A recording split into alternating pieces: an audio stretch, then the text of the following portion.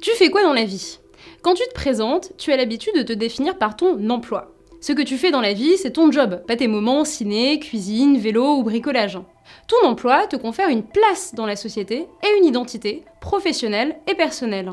Mais pourquoi ton travail devrait-il être ta carte d'identité?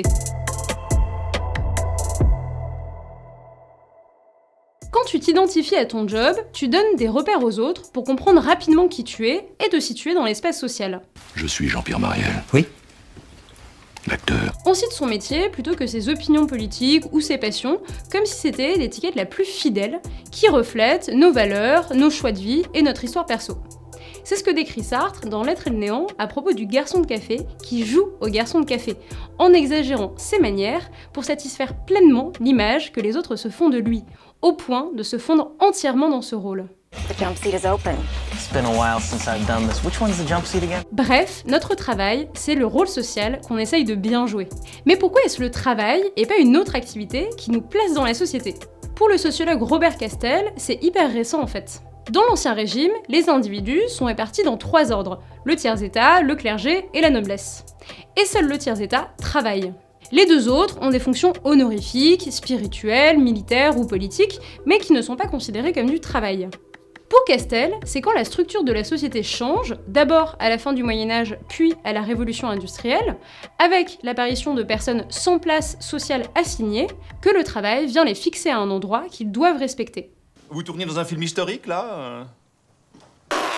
On se définit par notre travail quand on n'a pas de fonction sociale déterminée à la naissance. C'est donc à nous de nous placer, par notre formation et notre expérience, sur un marché du travail censé nous attribuer ce qui nous correspond le mieux.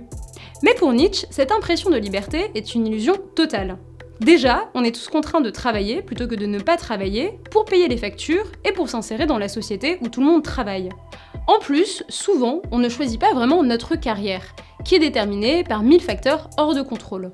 Notre famille, notre lieu de naissance, notre parcours scolaire et le hasard des conseils reçus et des rencontres. Si je peux me permettre de te donner un conseil, c'est oublie que t'as aucune chance, vas-y fonce. On finit par se fixer à un job et on oublie qu'on ne l'a pas vraiment choisi, afin d'éviter de tout remettre en question. On accepte notre rôle social présent et on s'invente des histoires pour le justifier parce que c'est plus confortable psychologiquement de croire qu'on a choisi son destin. Mais vous savez, moi je crois pas qu'il y ait de bonnes ou de mauvaises situations. Bref, pour Nietzsche, on se voile la face. Du coup, faut-il vraiment garder toute sa vie une étiquette qu'on n'a pas choisie? Pour le philosophe André Gorz, nous ne sommes pas que des travailleurs. Nous réduire à notre fonction sociale, c'est perdre toute la richesse existentielle de notre vie. Gorz distingue le sujet du soi. Le soi est défini par les attentes des autres qui projettent sur nous des clichés de notre emploi ou de notre statut familial. T'es rien, une petite gêne. Un caillou dans une chaussure, un poil de cul coincé entre les dents. Le sujet, lui, existe en dehors de la case de la fonction sociale à laquelle il ne se réduit pas. Ton sujet plus personnel s'exprime parfois quand tu te lances dans un nouveau projet ou que tu plaques tout pour changer de vie. Mais bouge, je sais pas moi, réagis, fais-toi violence, y'a quoi à l'intérieur? Mais il peut aussi se réaliser dans d'autres activités que le travail.